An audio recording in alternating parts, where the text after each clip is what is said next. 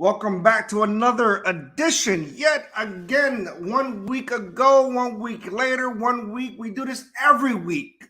I am one of your co-hosts, Amir Poppy Ortiz, Amir Sharaz Ortiz on Facebook, Amir in real life, Poppy Ortiz 2 on Instagram and Twitter. We do this every week because we love what we do.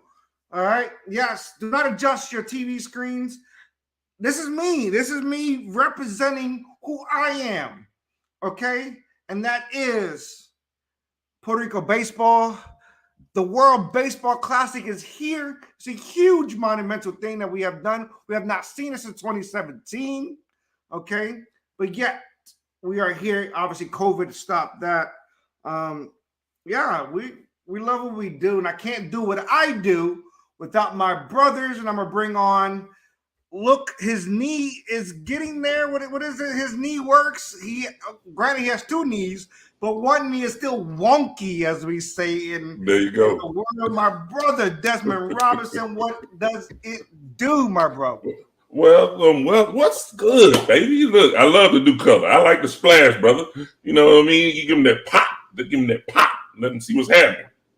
You know, it's crazy because I've been in this world for 43 years, and from the time I was a kid to the time I joined the military, we were told literally what to do, what to wear, how to look.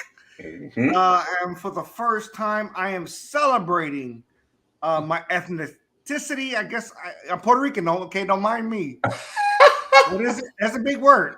That's a huge word for me. Ethnicity. Okay. I am for a change, and I am with my island of Puerto Rico. And don't get me wrong, I'm still me. I'm doing me, okay? But I am celebrating where I came from. How's your knee? How's your knees? Hey man, I'm getting that, brother. I'm back in school, getting my cook on. You know what I mean? So I'm getting there. You know, I can move around a little bit. I can shake some. That's good. I'm bringing my other brother on screen, on stage, on Mr. Flecktron. Just Fleck this week, I guess. He's not two belts because it's been a long time. Yeah, man. I think I'm gonna retire that one, man. I'm gonna retire that one. Until I can get 2 more in a row, I'm gonna retire that one. But, your body's retired. I like the hat. I love this hat. I love it too. I'm with you. But I guess we're going to start the show with breaking news, right? And granted, it's been the last hour. So what do we want to talk about? Last hour. Now, I'm going to start with saying, this is just my opinion and maybe the opinion of All Sports Matters group. It was kind of a negative week in sports. I took it as a negative week in sports. There was a lot of negativity. There was a lot of trouble. No, right. I was hoping I wasn't the only one. No, you're not. Every time I looked around, there was a lot of negativity around us, injuries, suspensions, retirements, getting cuts. That's a negative. You know, getting cut. That's players all getting trouble off the field, court. Yeah, that's. But you know what? We're not starting there. We will not start the show. And I'm glad this happened. I'm really glad this happened because I don't want to start on a bad foot. Within the hour, the Carolina Panthers is now on the clock. Okay. Now, I'm going to go with the semantics of the trade, and I'm going to leave it up to you guys. Because I know you mentioned earlier, Fleck, that was just a little bit too much. So, Bears get this year's number 1, which is the 9th pick. Also, they get the 2nd pick, I believe, the 61st. Next year's number 1. And a number 2 in 2025. And DJ Moore. On top of everything else. What am I missing here? Like, the Bears should be popping bottles right now. No, I'll leave it to you guys. Go ahead, Rob. Get in there. If there was ever a team that got to rip somebody's shirt off and run around with it in the office space, it's got to be the Chicago Bears. They got away with murder today. I'm floored. I am floored by everything they got in this trade. And I'm like, okay, Carolina, you get the number 1, but what else? Like, you're basically in complete rebuild mode right now at this point because you don't have a wide receiver one. Now, thankfully, the free agency market is out here. And now, if I remember correctly, they were in attendance at the OBJ fair today. So it could be interesting if OBJ want to go there, but I don't think he would want to go there. I honestly think he's going to want to go somewhere where he's playing with a contender. So they were just there to fill the seats at this point. But, man, no gun needed. I'm taking everything you got. Let me get it. It was impressive. I just want to throw in there fucking to you, Fleck, that on record, this is not us making it up. On record, the Carolina Panthers was trying to give up a third first-round pick just so they won't give up DJ Moore, which obviously they met in the middle, and the Bears was like, you know what, we'll take all of that. We'll take whatever you give us plus DJ Moore. And DJ Moore was the catalyst of that trade. They wanted their number one wide receiver to pair it with Justin Fields. Man. So, Fleck, who do you think? Oh, man. Yeah, well, you know me and you and Rob, we were talking about this before we came on air. You know how I feel about it. Carolina got screwed. I mean, gave up that booty. They gave up all of that. And their best offensive weapon. Had it been just the picks, even throw in another first, I could sort of kind of understand it. Not really, but sort of kind of. But then you give up your only offensive weapon. Like, give me somebody else on that offense that's going to scare anybody. Anybody. Their wide receiver one right now would probably be what? Terrence Marshall? I thought he left. No, yep. No, Terrence Marshall's on a rookie contract. Shenault. I get it. The NFC South is kind of when you drop an offense. I ain't even cut you off, but you draw an offense. Nobody starts with Laviska Shenault. I'm sorry. Exactly, and that's what I'm getting at. And that's what I'm getting at. You give up literally your only offensive weapon. So you go draft this kid, and whoever that may be. Yeah, the LSU kid is Terrence Marshall, JPP. So you draft this quarterback. Who's he throwing it to? Himself? Keep in mind, we can't predict what's going to happen in free agency. And Rob, the Panthers were not at OBJ's little shindig. So they didn't go. They weren't one of the teams there. Shameful. But why would they be? You know what I mean? Like, and that's another part. Why would they be? Let me ask you guys this question, though. The Carolina Panthers have been aggressive in forming their coaching staff, right? Yeah. They're real aggressive. They got some heavy hitters. They got Caldwell as like a vice president or something. Yeah. You know, and he was like, I'm done with football. And they brought him back in. They set up that staff to do something. So I'm saying all that to say, can we not trust what the Panthers are doing right now? I can only go with what's in front of me. And right now, this was a very one-sided trade in favor of the Bears. Very one-sided. 2 1s, 2 2s, and a legit, like, this ain't just, okay, a wide receiver that was number one for the Panthers. This is a guy that could be a number one for just about any team in the league. Almost anybody. Like, he's a legit number one. Yeah. And you give up that on top of 2 2s and 2 1s. Like, so you don't have a 1 next year. Yeah, you got some picks back from the CMC trade, but that's only replacing the picks you gave up to get Sam Darnold. Right. You know what I mean? So, you know what I'm saying? They still got pick 39, I think it is. They still got that pick this year. Yeah, 39, and then they go to 61. You know what I'm saying? Like, this is, I guess, a pretty nice draft for depth at receiver. Maybe not loaded with the top stars of some of the past few drafts, but you got some depth pieces that may be there in the second round. I don't know. I guess, like you said, we got to trust the process. But right here today, looking at it for what it is, the Panthers got screwed. So do they go in, you think they'll go ahead and jump into the free agency market and try to lock in one of these like seasoned veteran wide receivers like a Thielen or even call the Cardinals and see about trying to get Hopkins, which I pray they don't do. I hope Baltimore gets him. I think at this point they have no choice. No, but why would Thielen? Why would he want to go to Carolina when he can probably be a number 2, number 3, just about anywhere else? Why would he want to go to Carolina and deal That's with true. what's effectively going to be? Yes, that NFC South is weak and it can be won, but I mean, okay. Let me ask you guys. I think the Panthers are going to the Super Bowl. Let me ask you guys this. It's a 2-part question. I'll ask the panel this. One, yes, Carolina actually gave up. And on paper, it doesn't like they'll compete this year, but do you think they'll compete in the future? And 2, where do the Bears stand going forward from here?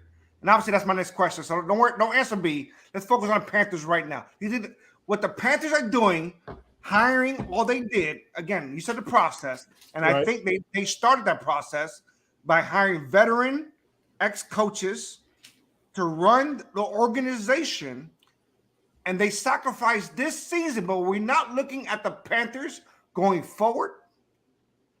For me, I guess it's hard to say, like, as of right now, because I can't see their vision. I have no clue what the hell they're doing. I can't see their vision as of right now. Yes, they're going to go get the quarterback of their choosing, whether that's Vegas has moved Stroud to the top. Whether it's Bryce Young, whether it's Richardson, which I love Richardson, but that would be a mistake if they were to trade up to 1 to get him, because I mean, unless you're going to give him a throwaway year, I mean, the Panthers, I think they're giving whoever they draft a throwaway year, because this year it looks like on paper is a throwaway year, yes. But I'm asking, are they making the right moves for the Carolina Panthers in the future? I can't see their vision. I know that's a cop-out answer. I can't see their vision. Anybody outside of that organization can't see their future right now, the moves they're making. Ask me that after free agency.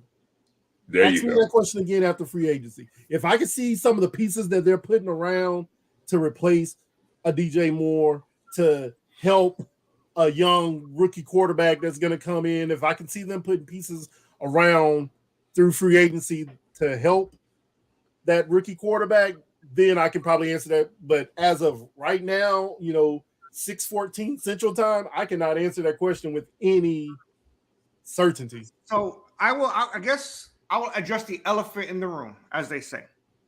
Let me ask this question. And that's all I'm here. My job is to facilitate this show as we go on. The projections had the Carolina Panthers. All projections had Carolina Panthers picking up Anthony Richardson at number 9. Are we looking at the Cleveland Browns 2.0 and picking up Baker Mayfield at number 1, and would they pick up Anthony Richardson at number 1? You want me to answer that? You go ahead. Because this is your guy. This is your guy, so you need to answer this first. I love Richardson. Yeah. I love Richardson. I think he showed out in the combine. But I told y'all that last week that he was going to test great. I said that. My only issue with him was footwork and accuracy. And that's not going to be answered at the combine. Those things, throwing against air, that's not going to answer. I love Richardson, but picking him at 1, I think that's you gave up too much to pick him at 1. You gave up too much, period. You gave up too much, period. They've been in love with him since before this trade. And I can understand why. You know what I'm saying? Like I said, the dude, he's a freak. He's a freak. If he and I will say this, him going into Carolina, because they got Josh McNown on the coaching staff also. He's the quarterback coach. Right. Yeah, and then Frank Wright being a former quarterback himself as the head coach, he would be going into a great situation to get the teaching, I think, that he needs to play the position. So realistically, sorry to cut you off again, but realistically, you're saying as a young kid, I hate to call him kid, but a young quarterback, you think that's the perfect place for him to go? I'm not going to say the perfect place, but it's a great situation. I'll say it that way. I don't know if perfect would be the word I would use. It's a great situation because you got guys who've actually played the position in the NFL and played it for years. I ain't talking about no 1 or 2 years, flamed out, and then became a coach. You got Frank Wright, you got Josh McCown, Jim Caldwell. He's still on that staff, like you said. Since we're ahead of schedule and we're moving towards that question anyway, who's the number 1 pick if you're the Carolina Panthers? Rob? No, I was about to say, you said it. Right now, Vegas has CJ Stroud, but I mean, it's like 1A, 1B, whoever's deciding between him and Bryce Young. So it's more about who you feel would be more beneficial in your offense. Could you go wrong with either one? I don't think so. I think both of them are pretty solid number 1 picks. So yeah, it could be either one, honestly. But right now, they're leaning towards Stroud. Do you agree with that, Fleck? Or that assessment, anyway? Did he freeze? I think we lost. You froze for a second. Yeah. Fleck. Okay, go ahead. Yeah, you froze for a second. Go ahead. Yeah, I saw it for you. Who would you pick at number 1? If first off, the Bears would still be on the clock if I'm the Panthers, because there's no way in hell I would have gave up what they gave up. Well, we all knew. Now that the Panthers are on the clock. Well, I'm saying we all knew that the Bears was trading out. I think, yeah, we all knew that. But I'm saying if I was the Panthers, we didn't think they'd get this much though. But I think you have to go with you gave up all that. You have to go with the guy that is probably in the opinion of the most NFL ready. You don't give up all that for a project. You know what I mean? And I love Richardson, but he's going to need some tuning. He's going to need some tuning. I mean, obviously any rookie quarterback, but he's going to need a little bit more than others. Bryce Young is probably the most NFL ready with CJ Stroud right there with him. But I wouldn't be surprised if Anthony Richardson is the pick.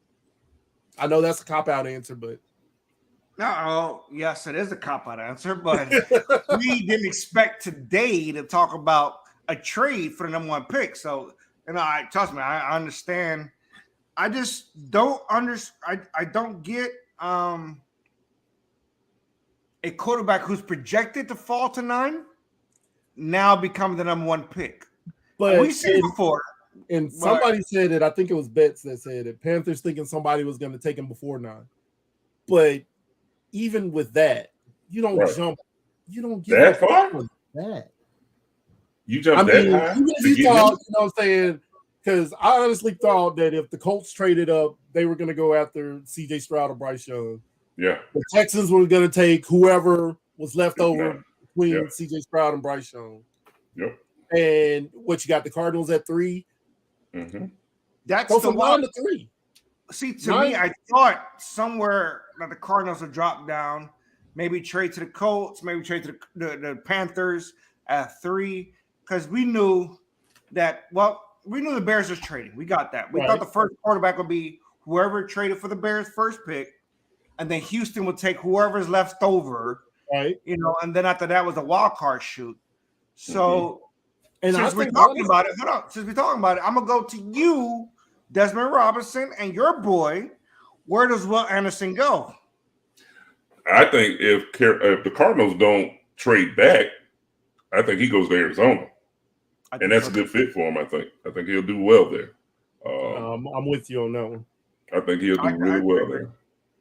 Yeah, I agree. Well, Will Anderson, and that's what I was about to say. You know what I'm saying? Like with 1 and 2, we know, pretty much we thought it would be CJ Stroud, Bryce Young. Yeah, be quarterback, whichever order. Then number 3, like you said, would be a wild card, which I don't think the Cardinals would have gotten a good enough deal to trade out of 3 to pass up a Will Anderson or a Jalen Carter before all the crap that happened with him. The Colts And then got the 4, Panthers, right? then the Bears would be at 4. You know what I'm saying? Trading down with the Colts. Colts are at 4 right now. So you thought the Colts were? You thought the Colts would have traded up to 1, right? I swore that was going to happen. I swore that was going to be the move. Because from 4 to 1, you're not giving up as much. Exactly. You know what I mean? From 4 to 1, and then the Bears at 4 can still get a stud defensive player. So can we be realistic to say that the Colts are no longer trading? Reason being, we're thinking of Richardson, Stroud, Young, 2 out of 3, 1, 2, Will Anderson third, and then whoever's left over, the Colts are still going to win. If they don't think a Las Vegas Raiders will jump up from 7 to 3, you know what I mean? So you still have that, you know what I'm saying? So because the Raiders, they still need a quarterback. I mean, they're going into next year with Stidham, if they bring him back, because he's a free agent, if I'm not mistaken. Oh, the Raiders ain't got nobody. Yeah, that's what I'm saying. So yeah, that's what I said. And the talk was, that they were trying to, they might go after Jimmy G. There's talk that, they're going to bring Stidham back. But if they don't address it, watch out for them at 7 coming up to 3. And that's why I thought the Colts would be motivated enough to jump from 4 to 1 to make sure that they don't get left out. And that's a good point. Outside of the Raiders, is there any other team that's quarterback starving, quarterback dependent that needs one of these rookies? I wouldn't say that this team is quarterback starving because and I'm sure we're going to get to it, they just re-signed their starter from last year. But is he the long-term solution? The Seahawks at 5, which is where I thought Richardson that would be a perfect landing spot for Richardson. Perfect. You get to stick behind Geno Smith for a year, learn the game, and the Seahawks have positioned Geno Smith's contract so that he's only I don't want to say a nuisance, but it's only an issue for the first year or so. Yeah, it's front loaded. Which is giving you enough time to groom. But I think now the Seahawks are looking at this like, okay, the Panthers have jumped up there. They're going to probably take a quarterback. The Cardinals at 3 probably going to take a defensive player. The Colts at 4 are going to look at quarterback. Right. We're going to get the second best defensive player in the league in the draft. Mm-hmm. Now that the Bears aren't at 1 anymore, and they traded past us. Yeah. And then look at because Atlanta's number 6, right? I think they're 6. I can't see who asked that question. Anthony Price asked the question.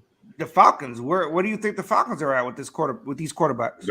That's my thing. I think the Falcons are at 6, and if they're at 6, I mean, is it time for Will Levis? I think and that's somebody we're not talking about. I think, and I could be wrong, but I think that they like the Falcons are at 8, Rob. Is it 8? Okay, 8. Yeah, the Raiders are at 7, and the Lions are at 6. 6 Lions.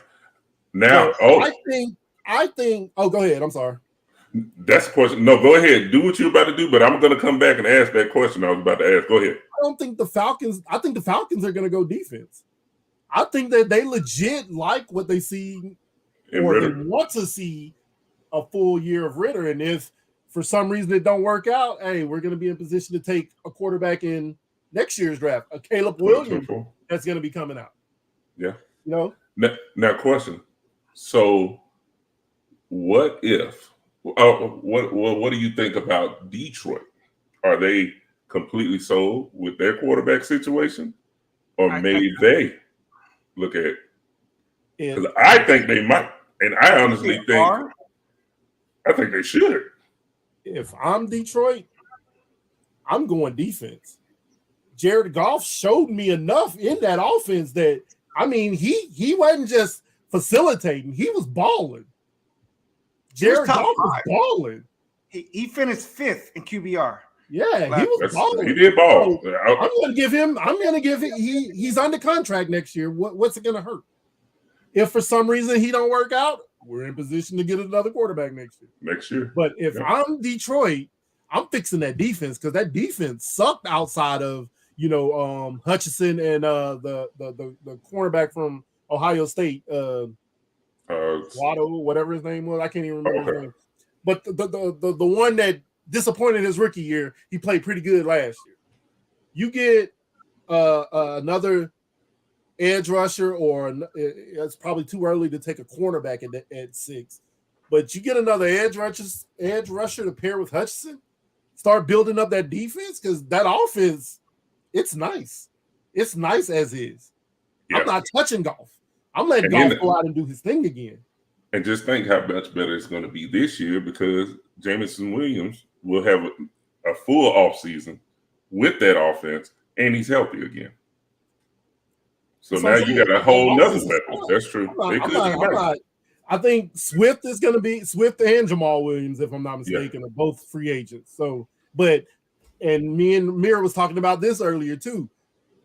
The running back free agency, it's robust. It's heavy. They got whatever you need in free agency at running back. Right. So go in free agency, find your running back, bring Swift back, bring Jamal Williams back. I would be fine with that. So we'll cover the draft as much as we can in the coming weeks. We'll have a draft, a prediction show right before the draft, sort of like we did last year, where we did. We'll have that. There's a lot to talk about, and we discussed the Panthers and what they did today. We briefly discussed about the Falcons. Since we're on the subject of the NFC South, we'll discuss some signings, because we discussed Geno Smith already being signed, 3 years, 105.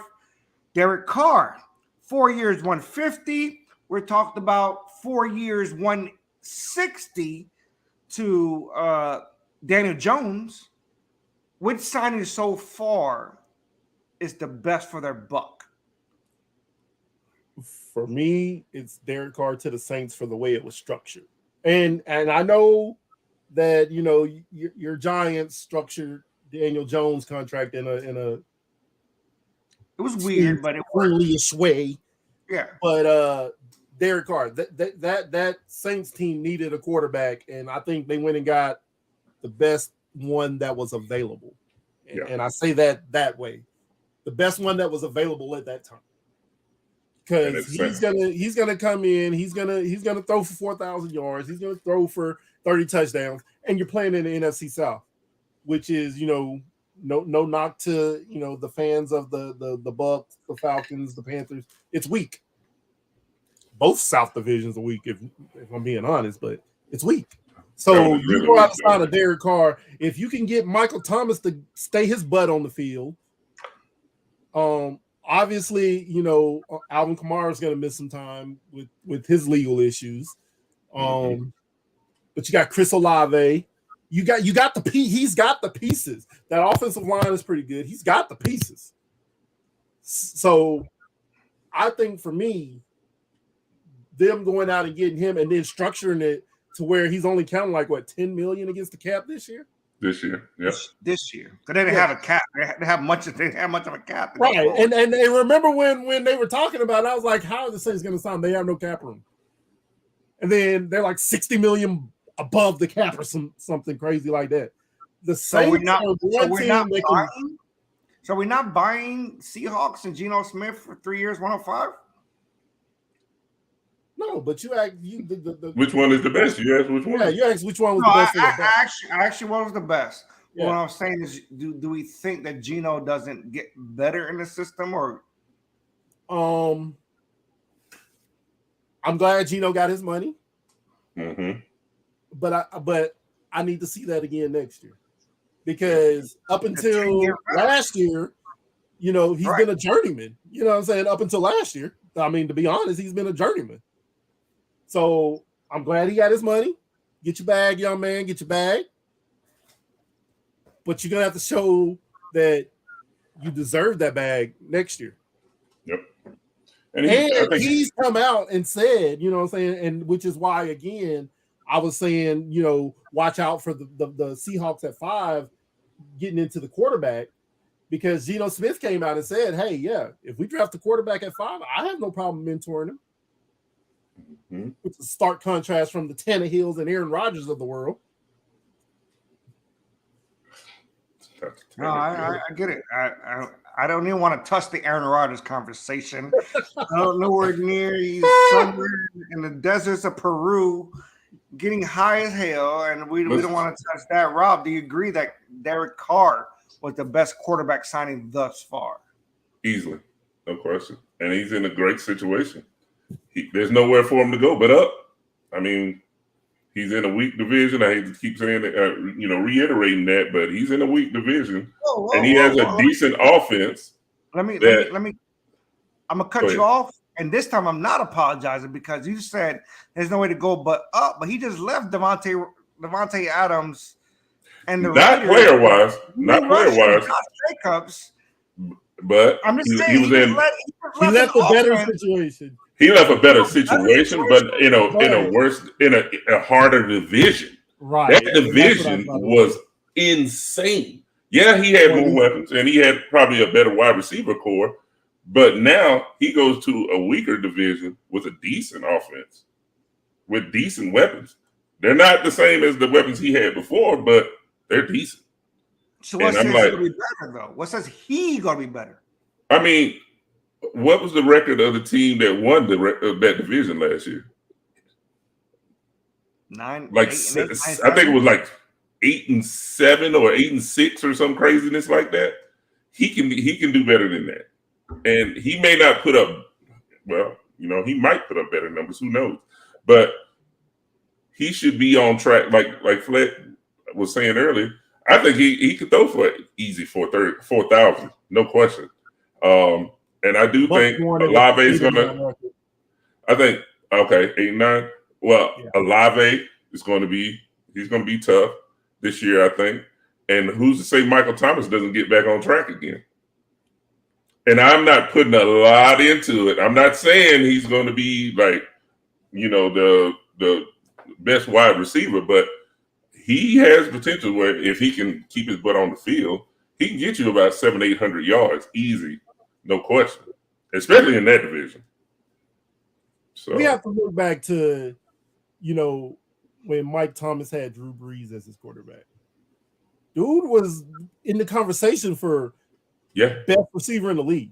If we're being honest. But he was healthy then. Yeah, and that's the caveat that we're going with. If he's healthy, then Derek Carr has the weapons to, make some noise. As long as Kamara's not missing extended period of time, I mean, he's probably going to get at least 6 games. At least. No question. At least 6. So, quick breaking news. Bleacher Report just reported that the Panthers are in on CJ Stroud at number 1. Yeah. So, and that's it doesn't move the needle for Anthony Richardson. With that being said, does that change where Anthony Richardson falls based upon the combine? He won't fall past 4. I honestly believe that. If he's there, if the Colts stay at 4, I think they'll go with him over Will Levis. That's my question. He's better than Will Levis? I'm not going to say he's better than Will Levis, but I think the Colts will be enamored with him enough to take him at 4 because of the simple fact of what he did at the combine to set himself apart from everybody else and being so athletic and having that new head coach that came from coaching a quarterback that can run the type of offense he may want to run. So I think he would be more enamored by it. One thing that gets me with the combine, though, when we talk about quarterbacks, tell me the last time a quarterback needed a 40-inch vertical. Tell me the last time a quarterback needed a 11-foot broad jump. That jump pass that Tim Tebow did way back then needed a 40. I mean, but he only got about this high off the ground, And like you said, the explosion. It shows the explosion. But my thing is, that's what I was just about to say, Mr. Price.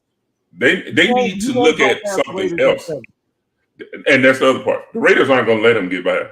Like no matter what, He's not getting by the Raiders. So if Seattle wants him, they're going to have to get ahead of the Raiders quick because the Raiders aren't going to let him get by. So since we discussed Geno Smith already, and we discussed in the past Anthony Richardson falling favorably into Seattle, is that still the plan?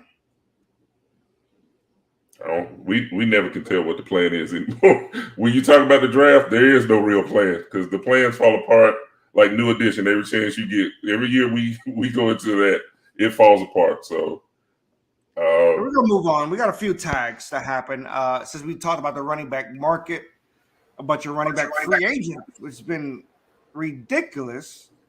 Cowboys tag Pollard, Raiders tag Jacobs, Giants tag Saquon Barkley. Is that the best way to go to save your running back at least one more season? I think with the Cowboys, especially, I don't understand. I mean, I guess I do, but I don't. That move from like them franchising Pollard. I don't. He's not going to be ready to play at the beginning of next year because he's got what a broken fibula, right?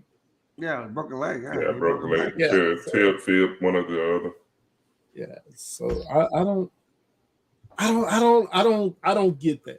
The Giants situation, I kind of, we were talking about it, so I kind of expected that to go that way. I thought it would go the other way around, though. I thought that they would probably franchise Daniel Jones and pay Saquon because it's going to be easier to get out. But they structured Daniel Jones' contract in a way that they can get out of it in year 3. So it's not as big of a deal as the numbers make it seem. Josh Jacobs, it had to happen, right? Yeah, because they had to franchise him. Rush not get signed, right? And that's what I'm saying. Like they almost had to do that. Yeah, and I mean, I think when Dallas overpaid the Cowboys Zeke, will draft Bijan Robinson in their dreams, and they might, but I don't see him sitting. I don't see him being there when we know that there are teams like a Philly who have their running back who is coming at the end of his contract, and they're going to want a new young running back who is a pass catcher and a bruiser. There's a great possibility that he ends up in Philly. And if he ends up in Philly, I don't think people realize how insanely crazy that offense is going to be with him as an option in Philly. I think easily he goes to Philly at 10. Easily. He would be perfect in that offense, and that would be terrifying. Would that be a luxury pick for Philly though? And hold up, and I preface that by saying because they're losing so much on the defensive side of the ball. A lot. So with them picking a running back at 10 be more of a luxury pick when they could probably get a Gibbs from Alabama with that second pick at 30, I think they got 32, 30. And that's the other part. When they can get a Gibbs at 30 and still do everything that they probably would have done with Robinson. And that's the thing. Either way, Dallas, they're in a good position because if Dallas doesn't get Bijan, Jahmyr Gibbs is sitting there. And if they do get if it goes the opposite way and they don't pick Bijan, then Philly ends up stealing. Basically, they get over real good because they cover their defensive need, and then they can still get one of the other. If the Cowboys need a cornerback opposite Trayvon Diggs, they really need a cornerback. They honestly they need to look at Porter. If they, I mean, like I said, you're muted. You're right. They can easily re-sign Byron Jones, who Miami just let go. Yeah. True. He was a Cowboys in Dallas before. Why are we not? Or go ahead. They can go out and get a Miles Sanders and sign him. Yeah. I think it'll be easier to replace a running back through free agency and then try to draft a stud corner instead of taking a running back. You know what I'm saying, for the Cowboys. I think it would be a mistake. As good as, and it's no knock on Bijan Robinson. There's no knock on him at all. But I think it would be a mistake if Philly took him at 10 when they have so many. You said a mistake? I think it would be a mistake. Not and there's no knock on him or his talent. Right. It's me that Philly is about to lose. What? Their whole entire defense. Darius Slide, Gardner Johnson. They're letting Slay look for a trade. That just came out today that they gave his agent permission to find a trade. So they're losing a lot on that defensive side of the ball. So if they go out and draft a running back at 10, no matter how good he is, he's a beast. And he would definitely take that offense to another level, but it would come at the cost of that defense. Now I'm gonna tell you who a lot of people haven't thought about, because, and I hope this doesn't happen, but if they need a cornerback and they may be able to get him at a decent price, Marcus Peters is a free agent. Who you saying, the Cowboys? Yeah. You're muted again, Amir. Yeah, Peters is a free agent. You're beautiful. All right, with the kids. There's a ton of secondary that's available free agency. Yeah. Buffalo has let go of two. Yeah. Miami let go of Byron Johnson. Cincinnati let go of Jesse Bates at safety. You said Patrick Peters. There's so many. It's so many ways they could go. Draft though. And I mean, for that question, huh? Dak time up in Dallas, y'all think? Nope. No way. They just restructured his contract to where next year he has a $59 million cap hit. Yeah. So they're going to end up having to restructure, probably give him an extension next year. But what if he has the same season he had this year? They can't let him go because he can't let him go. $59 million cap hit. Yeah. No, I'm saying the money's he's still gonna get paid regardless. But what I'm saying is, do you extend somebody who had a mediocre season at the cost of paying him $60 million? Probably. You probably give him another 3 years with a couple of dummy years on there to lower that cap hit. Mm-hmm. Yeah, we're not here to talk about the cap. Today is literally not. Yeah, we got some stuff. Today, speaking of today, Brock Purdy got UCL surgery today. My question is, I always had issues. Why wait till today or off season when we got hurt 2 months ago? And B, who starts for the 49ers week 1? Rob is the medical guy on the panel. So he should be able to fully recover by the time training camp is full swing. But the question is going to be, what Trey Lance are we going to see? Do I think he should get the nod before him?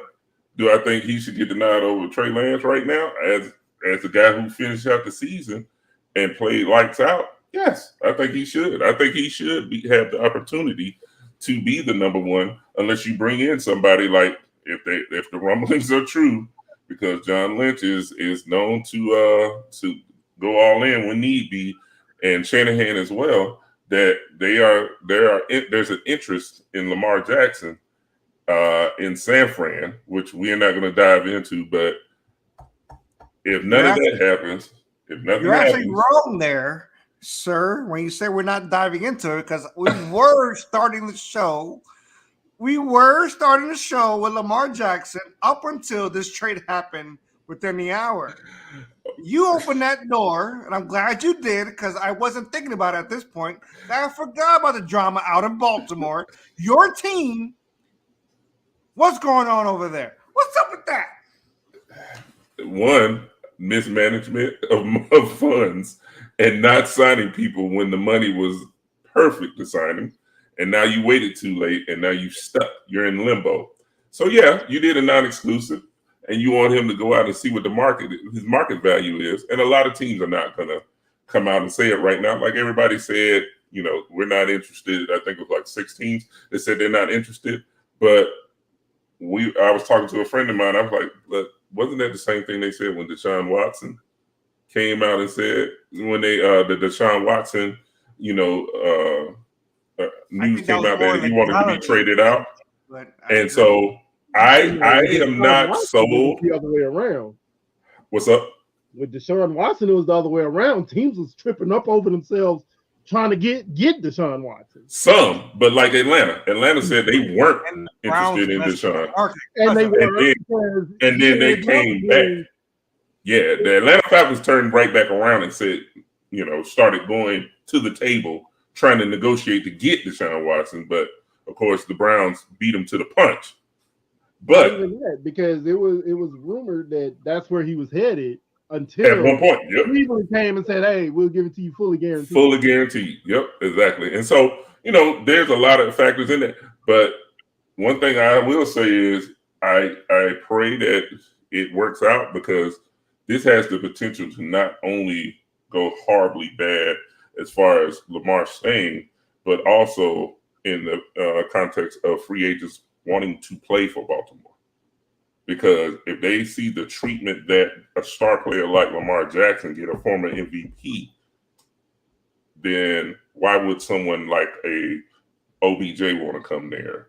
Or someone, any other great wide receiver or any great player. So I'm hoping this plays out better. Rob, I got to play devil's advocate. I got to be the bad guy. Only in this question. Okay, let me ask you this. Is the fact that Lamar Jackson does not have an agent play a part in the negotiation process? And let me piggyback it with saying, if I am consistently talking to Lamar, say, hey, get your shit together, let's win a Super Bowl, other than he can be like on the other side, miss me with that offer, it may not be as professional as talking to an agent. Is that a big part of this process? I'm quite sure that if he'd have had an agent, I'm willing to bet that a deal would have been done by now of some sort. But due to the fact that he represents himself with his mother, I'm thinking he fired his mother. Oh, he fired his mother. Did he fire her, or did he just say, I'll do it myself? No, he fired his mother last season. Not this past season, the season before. And he said, I'm going to do this myself. He fired his mother. Okay, so he fires his mother. But anyhow, you can only fire your mother so far. But not as a mother, but as an agent.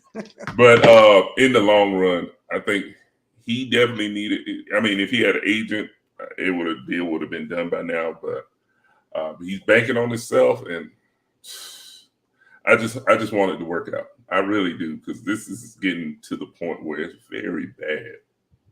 It's really bad. I'm gonna ask you guys this, and I gotta take my hat off. One, because I'm showing off, and two, what is the resolution to this Lamar Jackson problem? I'm gonna go to Fleck right now. I'm gonna give you a break here, Desmond, because I know that's your boy, that's your team. But Fleck, what is the resolution for this Lamar Jackson situation? I'm not gonna say problem or scenario. What can we do to fix this? It's gonna take one team to say, hey, we need you, we want you.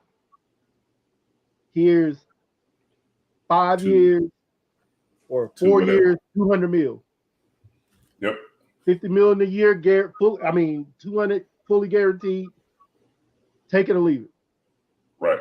Well, maybe not take it or leave it, but right. 4 years, 200 mil. I can, and this is kind of getting off, your question, but I can kind of you know how I felt about those teams publicly coming out saying what they said at first. I didn't like it. I thought it was, them being but then I got to thinking about it, and it's like,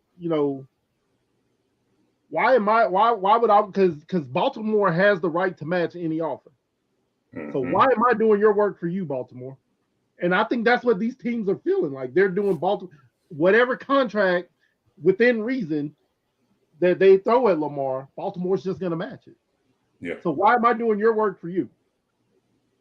Just so you can turn around, sign Well, him, there's no and shot take of a two. If doubt they think Baltimore will match it. If Oh. it's within reason. I said it's that. within reason. I saved myself an out on that one. If it's within reason. And then on Obviously, top. if a team comes and says, "Hey, here's 10 years, 500 mil," Baltimore's gonna let him go. Yeah. You know what I mean? But I mean, if a team comes in and says, "Hey, here's, I don't know, Like I said. 4 years, 200 mil, fully guaranteed," Yeah. Fully guaranteed. would Baltimore say no to that? Rob, would Baltimore? No. That's their team. Would they No. say no to that? No. They'd match it. Right. They would And- match that. And I guess my question would be, whatever contract Lamar can go out there and secure for himself and bring back to Baltimore for the right of matching, and they match it, is there going to be turmoil? Is there going to be friction between Lamar and Baltimore?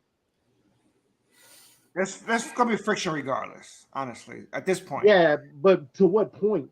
You know what I'm saying? Is it going to be so much so that Lamar's like, I'm not signing that. Screw it. I'll sit out. You think that I wanna be home. you think there's one team out there that Yes, says, sir. you know what, 250 million, 5 years, 6 years, whatever it is, fully guaranteed. You think there's a team out there that would do that?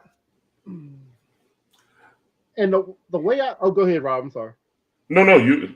All I was gonna say is, at one point I probably would have said no, but after Deshaun, I won't put nothing past a team that wants to win a Super Bowl bad enough and hadn't won one or hasn't won one in a long time. Hold on, but do you think Lamar I'm Jackson gonna is say that no. quarterback though? I'm gonna go the complete opposite of Rob. I'm gonna say no for that same reason, because they don't want that to become the norm. These Now owners, that is the only problem. that They become don't the want it to norm. become the norm. You're right. They don't. They don't But want that to become the norm. So, and my other question did is, Cleveland paint the rest of the league into a corner? Kinda, yeah. but my other question is this. So what if teams did a more team-friendly deal, like similar to the Patrick Mahomes deal, but not as much as Patrick Mahomes? You know what I mean? Where it's extended out for a long period of years and you can spread the money out and put those options in there. Why won't you do that? I'm gonna give you a brief answer. Real brief. I'm pretty sure there's teams that have thought about that. What they don't want to do is give up those 2 first-round picks. That's the other part. That's where a lot of teams. But Now, we just Panthers saw- actually threw that out the door today. Right. get I was about to say, we just saw I the get it. Panthers say, Panthers threw it out the door you want today. 2 first-round picks? Hold my beer. I'm going to throw you 2 twos and my number 1 receiver. That's crazy. Get Yeah. it in. And that's why I said that I'm not putting nothing past anybody after seeing how much a team will give up for a number 1 pick. Anything is possible with these front offices. They Right. will do anything to win. But I will say with the Panthers, though, they're not giving up all that and then have to pay $250 million guaranteed on top of it. Right. You know what I mean? Rookie So contract. they're giving up all that, and then they're going to get a quarterback on a rookie contract for 4 years, possibly 5, and try to build around him. Well, okay. What team do you see? If The it's not Cleveland Browns, Baltimore, I don't- if it's not Baltimore, I mean, we can run down. We know it won't be the Panthers. They just traded up for number 1. Mhm. Who else needs a quarterback? The Colts. I don't think that they are going to touch that. I don't trust. I don't know about them. It's I don't possible. Okay. I don't it have is a right plausible. answer, but I'll tell you one team. If Aaron Rodgers don't go there, and that might be the New York Jets. The Jets. But would Baltimore want to send him to the Jets? They may not. I don't know if they'd want to, Again, but it if depends they on- made him an it depends on- offer, if they made him an offer and he signed off on it, and they're not willing to match it, New York he goes. Clark said You know, Detroit. I don't see Detroit touching it because they got Jared. They're in a good situation with Jared Goff. Now the Raiders are another one. I think they're in love with. I think Jimmy G ends up in Las Vegas. Well, that's the other part because isn't Houston interested in Jimmy G as well? Yeah, but he has familiarity. All right, guys, we can talk about all the what ifs we want, which we do. We do talk about what ifs here, and spending 56 minutes talking about the NFL, and we love here at the All Sports Matters podcast. But it was calling me. Other sports. It was calling me though. It was calling me. Last week was NFL heavy, and I get it. NFL dominated the news headlines this week. And I got to go a little bit negative because this is what else has been dominating the news. And we're talking about what ifs. And speaking of what ifs, the Memphis Grizzlies and Ja Morant, his situation. Obviously, we have to touch about it because we wouldn't be talking about sports. And no, I'm not talking about baseball press. Okay. I'm not here, and I'll hopefully get to that. Maybe not. Maybe Ja Morant right now is expected to miss the next 4 games. We know that for a fact. Now, does he come back? And if he comes back, what do Memphis do? And it's kind of hard because they probably won't do nothing, just let him play. But how do we go about letting him just right back into being the normal superstar that Ja Morant was? I think and I don't know, you know what I'm saying, if it's possible. I don't know if, you know what I'm saying, the CBA will allow it, but there would have to be some changes of his circles. Because you mean to tell me there's not one person in that circle that is telling him that the crap that he's doing is dumb? Dude, yeah, that was his dad. His dad got taken out the circle. You just signed for $230 million, and you're about to blow it. Completely. You are a young superstar, a mega star. You can be a mega. You are a mega star in this league, and you're about to blow it, trying to portray something that you, by all accounts, have never been. You've never been this hard up gangster. You know what I'm saying, that you're trying to portray at this point. So why now? I'm confused. I don't know. And that's why I said that inner circle needs some purging. This guy is literally on the fringe of becoming the face of the NBA. He was literally who the NBA is looking to lead the NBA team in the Paris Olympics coming up. And you're about to throw it all away with bad decisions by not only you and your entourage. And he's also, I saw an update recently, a little while ago, that they're about to open that investigation into that gun incident with the kid, the 17-year-old. So more to follow on that with his situation. That's why I don't think he's coming back in those 4 games. I honestly think he's out indefinitely until all of this can be cleared up. And he needs to maximize his time and start. His father, you know, I don't really want to go into telling father what to do, but he should really take some time and bring him in and sit him down and talk to him about his circle. You guys are absolutely right. Preston Clark, you're absolutely right. There was nothing that suggested that Ja Morant, up until 2 weeks ago, was a gangster. Right. Nothing suggested. Like when he was talking smack on the bench. I remember that game.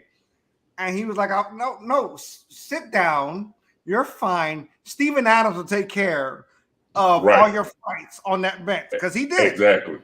Steven Adams, we get, is gangster in his own way. Right. Ja Morant is not. So I don't know what happened in the swing of things. And I get these guys are really young. I understand that. They're really young, but I didn't understand. And right now, Coach K or whoever's coaching, I still think it's Coach K, coaching the American team, USA team next summer, the Olympics. He said he doesn't know if you're going to move forward. So we don't know the USA is even going to bring him come forward. So I know I saw that a few weeks ago, and you're right. This is this is crazy. Like you're right, Dylan Brooks is more gangster than Ja Morant. Exactly. You know, so I don't get it. I don't get it at all. I'm not shortchanging the story because this is a big story. It is, and all these stories came out the last 2 weeks. Ja Morant it started with his a pickup basketball game at his house, at Ja Morant's house, and he wanted to beat up a 17-year-old, which threw me the hell off. Go ahead, Fleck. Steve Kerr, not Coach K. Steve Kerr was the assistant. I didn't know if Coach K was coming back to that, but yeah. Steve Kerr. Okay. So Team USA, which the GM was the GM from the Chicago Bulls, said, we don't know if we're bringing Ja Morant forward. So, and that's where I saw that at. Basketball, and again, this week was ugly in the news, period. We talking about basketball, we're talking about all sports. It was kind of negative. You know, we talk about Lamar Jackson, we talk about the cuts. Sean Kemp went through his crap, which was crazy for like those 4 days. You're talking about old man Sean Kemp had to pull a Glock out and do what he had to do. And somebody stole his iPhone. Yeah, you know? and he found it by pulling the Find My iPhone on the app. What? So he was called cleared police, dude. Self-defense. Luckily, it was his hometown who cleared him self-defense because all the video had was Sean Kemp firing, but they got him on self-defense. And I'm gonna move on because I'm trying to keep this positive. And I watched the game last night, and I think Fleck watched majority, if not all of it, the Sacramento Kings against the Knicks. And I'm not even talking about my Knicks. I want to talk about Sacramento Kings. They moved up to second. Obviously, Ja Morant is out, who was second place.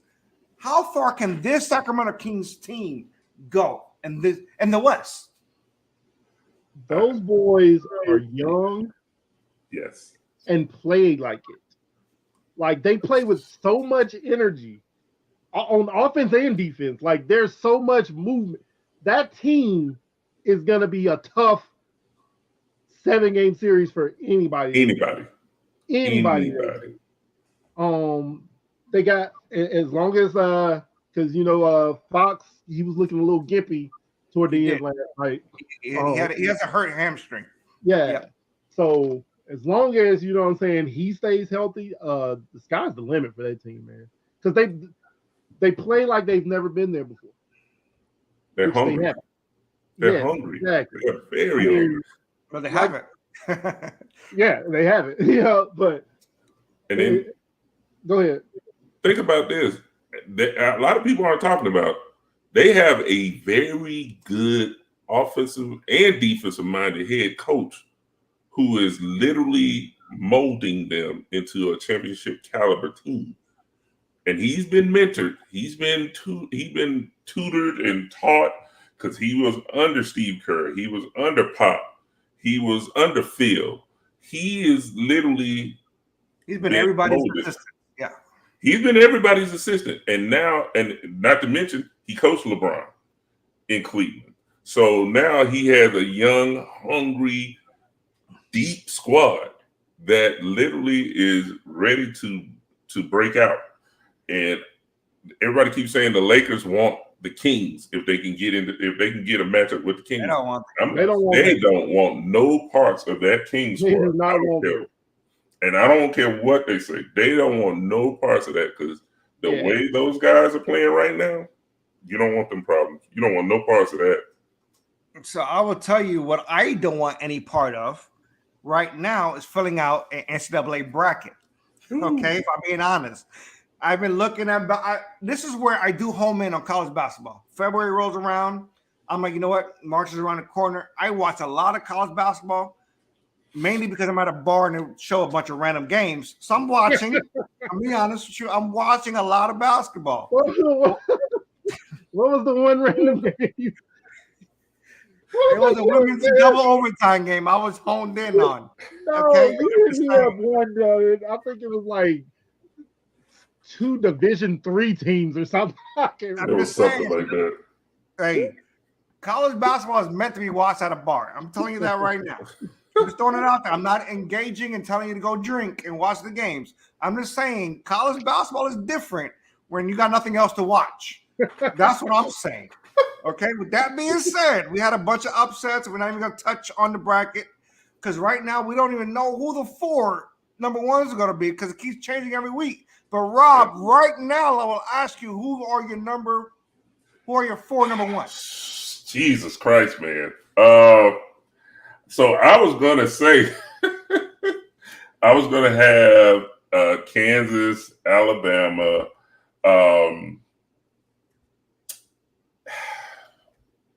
It's so difficult right now, man. I'm literally I'm torn right now because Kansas is hanging on by a thread right now, and they're in a battle right now. And plus, Bill Self is out for the entire NCAA tournament. So now I'm like, and they're fighting right now on TV with Iowa State. I think they're up by 6 or 7 points. It's hard to call right now, and the conference tournaments are going to help me clear some of that up because Jesus Christ, man, this is rough. It's rough right now to even make a selection. Alabama definitely is going to be in that. Houston is definitely going to be a number 1 seed. So you still sold on UCLA Alabama? You still sold on Alabama being a number 1? They got the top tier type wins and the way they're playing. Yeah, they backed into the conference playoffs, but the conference tournament, but their schedule was top tier this year, so they'll still be a number 1. Kansas should be a number 1, and I'm gonna go with UCLA. I'm gonna go with UCLA because all 4 of them have those wins that separate them from everybody else. Those are legit. I'm not discrediting you whatsoever. But this week and this week alone, it's not about the basketball games and the basketball teams themselves. The news has been dominated by the basketball coaches this week. And you already mentioned earlier Bill Self being out due to a heart issue. He'll be out for the rest of the season. Yep. How big is that for Kansas presently? Huge. He is a huge entity to have to replace. And yeah, his assistant coach does a good job, but some of the adjustments that Bill Self makes in games can't be taught. You can't teach that. He has a basketball savant mind type as a head coach. He is literally trying to become the first coach in a long time to go back to back. And so, without him there, it makes Kansas very vulnerable to an upset. And depending on how they play in this tournament, it really makes them vulnerable. So we lost Mark Adams, Texas Tech, due to insensitive comments. Had to roll. Lost Patrick Ewing, the icon that was the Knicks Patrick Ewing, out in Georgetown after, I think, 6 seasons, 6-7 seasons. 6 or 7. An icon at Georgetown. He was an icon. He came through Georgetown. But there's no more of an icon. We're talking about coaching, period. Then Jim Boeheim at Syracuse. That name is synonymous through Team USA, which you mentioned earlier. It's synonymous to Syracuse for like 60 years, 40 years. 47, I think. 47. 47 years. He only had the one national championship. Who was the star that year? Carmelo. Carmelo Anthony, freshman. I didn't have to look that up because I saw it myself. I watched it. I became a Carmelo Anthony fan. He was Syracuse, I was in high school. I remember that. But how big is the loss of Jim Boeheim? We lost Coach K, Mike Krzyzewski last year, right? He announced his retirement. Now Jim Boeheim this year. I guess it's a 2-part question. Is one, how big is his loss will be to the college basketball world, and his loss, not coaching, not loss as far as death. Want to clarify that. And 2, who's left as far as the icon in coaching? I guess Izzo, right? Larry Izzo? Bill Michigan Self. State. Bill Right. Self, Izzo. But answer the first one. You guys, Houston's coach. You guys watch. Houston's coach too. Houston's coach is a legend too. That's about it though. Other than those three, I'm not it's a gonna lie to you. whole I don't new know. regime. I don't know who his Houston coach is. So unless I it's think Ralph it's, Sampson, I don't know who it Isn't is. Tubby? Hold on.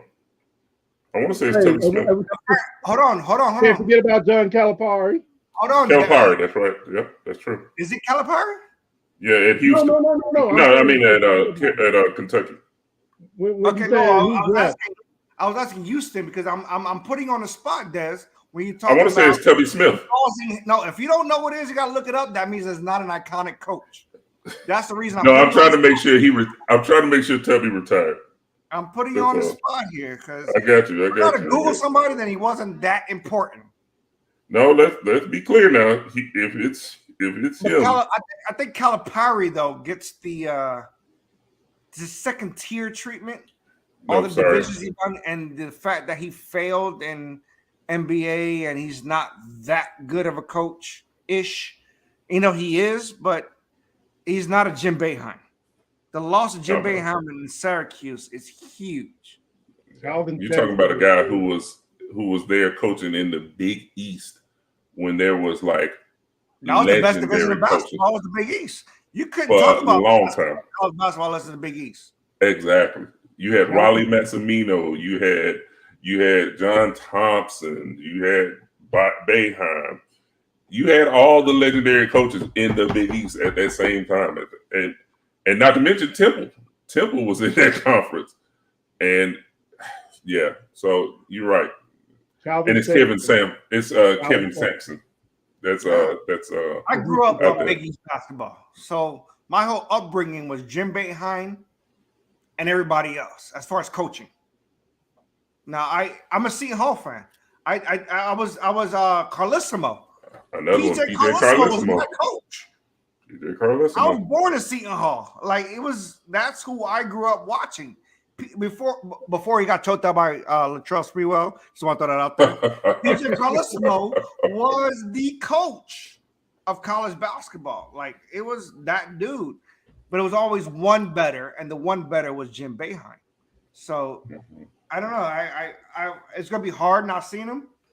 I'm guessing his cholesterol and heart rate probably need to go down because he was always on fire when it come to coaching. It didn't matter if he was 3-20 or 20-3. Jim Boeheim was a passionate coach, and I grew up with that, and he will be missed. I think we hit out of those points. Speaking of somebody who doesn't need to be coached, I hope you're okay there, Fleck. Speaking of somebody who does not to be coached, and we're going to wrap this up here shortly, is Johnny Bones Jones. Obviously, it used to be John. Now he must be known as Johnny the older he got. But Dad Bod Jones, who I named personally, in seconds, it was 2 minutes and 30 seconds. But either way, he won the UFC Heavyweight Championship. We could talk about all the things he's done in the past, right? Pissed hot, with steroids, cocaine, marijuana, alcoholism. But this guy just comes back and wins. Is this a redemption story, or this is just John Bones Jones being John Bones Jones? Yes, John Bones Jones being John Bones Jones.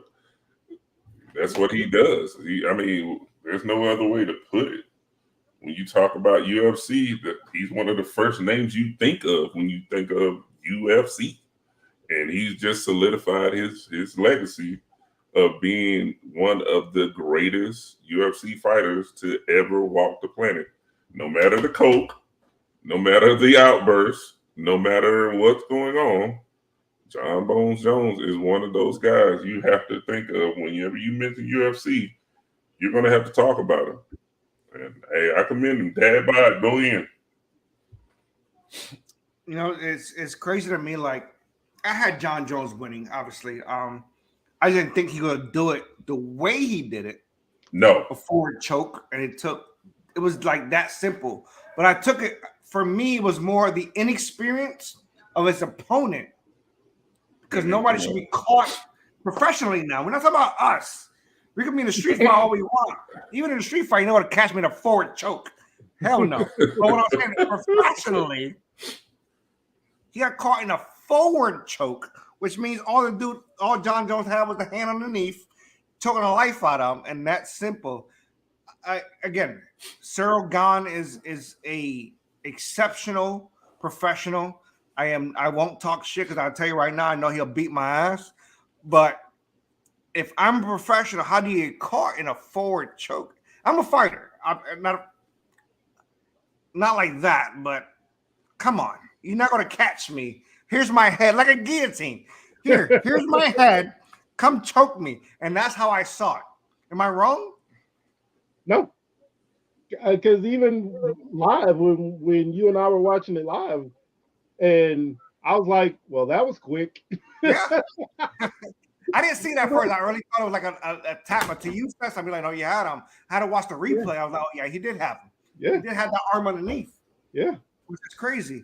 And we're going from one GOAT to another, but I'm scared because he has more news feeds or newsworthy on the outside of the greens than he does on, and we're talking about Tiger Woods. I am afraid if I go any further with this conversation that all we're going to talk about with Tiger Woods is his transgressions outside of the greens than we are on the inside. Because we can say all day, best golfer in the world, best blah, blah, blah. Can nobody touch Tiger Woods? He was the epitome of letting black generations going forward saying they can do it. But we haven't said that in probably about a decade. This last decade has been about DUIs, sex addictions, NDAs, and lies. Why, Tiger? Why? What am I missing here, guys?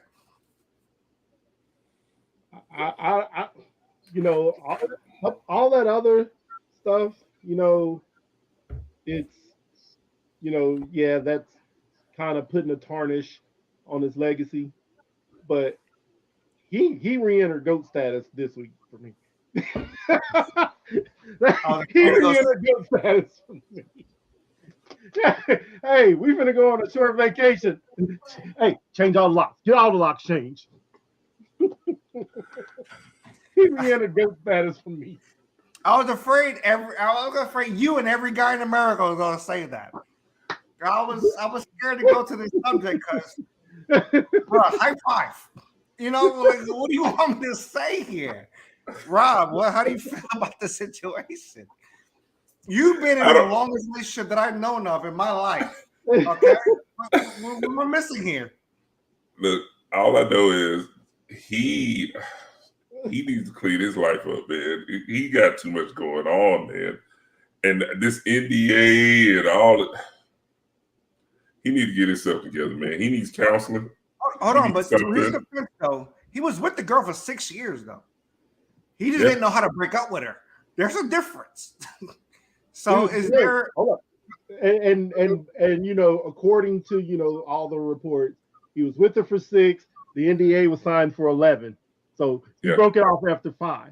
I mean, he broke it off for 5 years remaining. So he cut her with 5 years remaining on her contract.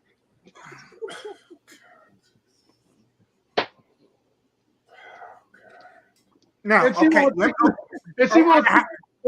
get over a year for that. I have to get serious because this is Women's History Month, and in saying that, there's things that we don't know. Obviously, right. I just want to put that out there. There's things that we don't know. Right. His significant other at the time, obviously, is crazy because he broke up with her. Mm-hmm. Wants to sue him for sexual harassment, sexual assault. So we're not taking that lightly. We're not taking that lightly. Definitely not. I'm not making light of that part. So we're only going by what we do know and the fact that she didn't fulfill her contract. And I'm trying to be serious here, and it's hard. It is hard because I don't take nothing lightly. I like to let you know. Well, we haven't heard both sides of the official Right. story, Mhm. but men being men, is that the king of the breakups? Is like, I'm gonna send you on a trip for wherever you want to go, but when you come back, you ain't come back here. No, Because it that's what wasn't even- happened. no. The management team told her she didn't Yeah. even make it out to a trip. She didn't even make it to a trip. No, They got her to the They- airport and basically No, told her, "Hey, they- the lobster They changed." failed. I know yeah, they failed. everything changed. No, he bought her a trip to go. She wasn't supposed to know that she was locked out. So she came back. That management Right. team messed up and told her, "Hey, when you come back, you're not coming back here." And obviously, that's what she was like. What are you talking about? And all that came out. He bought her a trip to go. God knows we're on a private jet. Have fun. The weekend's on me because I'm pretty sure it's not the first time. And she thought it was Right. normal. Hmm. The management team was like, "Hey, when you come back, don't come back here." And that's what they messed up. So we're still trying to figure out the semantics, the logistics, the legalities above all. But that Yeah, happened. we're definitely not making fun of the sexual harassment part of that because we all Definitely have not. daughters, we all have mothers, so we're definitely not making light. That's of that. the part I'm Yeah. trying to grasp the sexual harassment part because I'm trying to figure out If they were together, what was it like, what happened? Because I saw that in the article and I didn't understand like where the sexual harassment, sexual assault came from. So And I will that's tell you, basically you're only getting one side of that story, so it's not really going to make a whole lot of sense. So I But will- the hold fact that on. it was in there. I will tell you without naming both sides, the fact that the only way to speak or get out of NDA if there was sexual harassment, sexual assault taking place. So it's her way, which I'm not saying it didn't happen. I'm not here saying it didn't happen. I'm talking about legalities. The only way to say such and such happened if sexual assault took place, then the NDA is null and void. Okay? And that's what she's going for. I'm not saying it didn't happen. I hope it didn't happen. Yeah. I pray it doesn't. If it did, that's her only play to talk about what did happen through the courts to talk about. Then that means the NDA is null and void. That's Null and void. I'm just explaining the legalities for those that don't know how that goes. Because you can sign off what you did, and I'm backtracking just a little bit, and I feel bad to bring this up, but I'm trying to give you guys an idea of what I'm talking about, and it happened in the courts with Kobe Bryant and that girl in Colorado. She signed an NDA up until she took him to court. Then the NDA is null and void. Null and void. If you guys get an idea what I'm going about, that's it. Yeah. I won't speak about what happened because I have no clue. Right. I'm just speaking of the legalities of how to get around the NDA. I'm not advocating for it. Right. I'm just saying that's how it happened. And it's kind of bad because we know the great Tiger Woods for what he's done in the community, what he's done on the greens, what he's done for black golfers' possibilities. And I know you're hurting, and I'm going to say one more thing. And he's the only time I will praise a person like LeBron James who has zero things following him, zero issues, zero lawsuit. And I will give him all the credit in the world because he's been a steadfast. Yeah, I respect the hell out of LeBron the man. You know Right, what I mean? I Like, agree. you know, he's an awesome father by all accounts. He's an awesome husband by all accounts. I respect the hell out of LeBron the man. You will never You may see not a agree with, controversy. basketball LeBron, but LeBron the man, I respect the hell out of him.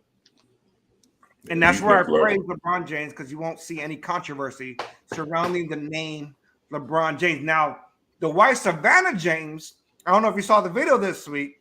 There was on a Bronny James game, and she clapped back at a hater. Now that's minimal. That was funny, hilarious. but That it's was not. funny. There's nothing illegal or immoral to what happened. I praise the James family for what they do. But Michael Jordan is still the greatest of all time. And I think with that, It's just We're us almost still in here. done. Look, Rob, it's just where us you- still in here. I had to throw that in there. I had to throw that in there somehow. Rob, where we at with the facts? Or what you got for us this week? So this week I'm not going to do a real fact. Well, I guess I will. So this week Alabama had a softball game, and Montana Fouts, who is one of the pitchers for Alabama, she pitched a perfect game in softball, which people would think, what's the big deal about that? There's only been 8 in history that have been pitched in college softball. So I applaud her for what she did. And of course, highlighting women in history, especially this month. Give him the same praise I gave that. We're gonna, Well, this is somebody else. I'm talking about somebody else now. This is saluting Pat Summitt. Pat Summitt, legendary coach for the Tennessee Volunteers, a true icon, who literally redefined women's college basketball. We salute her for everything she did and all the great players she has produced. I will go out of that on the program. limb and say, without the coach Pat Summitt, you don't have the coach Dawn Staley. You don't have you don't have a Gino Auriemma. Gino Auriemma, yeah. You know, Auriemma. You know what I'm saying? Without a Pat Summitt. That's just me. And I'm pretty sure you guys back me up on that one. Pat Summitt, yeah, she brought Without Pat Summitt, you don't have these. She brought women's basketball to another level. Whole nother level. Her name from Baylor, who's been a coach for like 20 years. You don't have that without Pat Summitt. And I salute her for that. Yep. Fleck, what you got for us? Nada. You know, I let Rob do the closing act. That's all Rob. Every now and then I'll have some. I ain't got nothing this week. You got nothing, and we got nothing else for you guys. You know, a lot of people love football, basketball, and baseball, which I do. But here at the All Sports Matter podcast, we do represent all sports. We love you guys for following with us. We appreciate, again, share. Thursday is the season 2 premiere of the Pride and Passion Baseball Talk. Hope I got some brothers, my brothers, all brothers, any brother out there want to talk to me on baseball. Come and join me on Thursday, same time, 6 Eastern. Let's talk about some baseball. World Baseball Classic is hot right now. I didn't talk about that because Preston Clark threw me off earlier. That's your one shout out, Preston Clark. But World Baseball Classic is happening right now. Okay, mostly on all Fox Sports. Hell, on Tubi TV live. Who knew that Tubi had live TV? Who knew? Whatever. But here, again, at the All Sports Matter podcast, we appreciate all sports. We appreciate you guys. We'll see you guys next week. Fleck, take us out. Peace.